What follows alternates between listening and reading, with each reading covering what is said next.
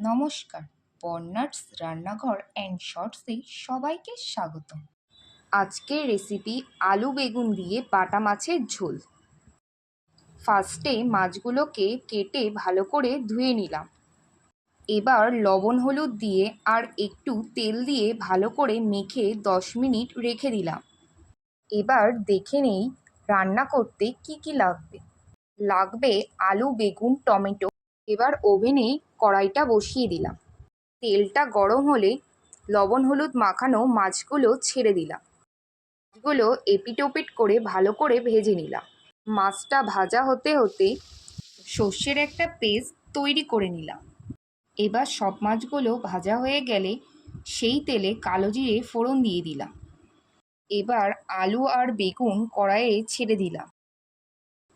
তারপর স্বাদমতো লবণ আর হলুদ দিয়ে দিলাম।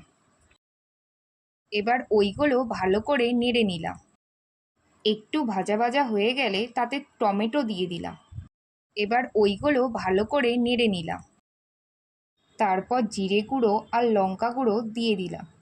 তারপর আবার একটু নেড়ে নিলাম। তারপর সর্ষের ওই পেস্টটা দিয়ে নেড়ে নিলাম।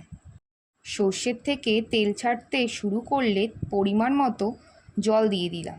এবার ওইগুলো ভালো করে নেড়ে নিলাম। এবার ঝোল ফুটতে শুরু করলে ভাজা মাছগুলো ছেড়ে দিলাম। ভালো করে নেড়ে নিলাম।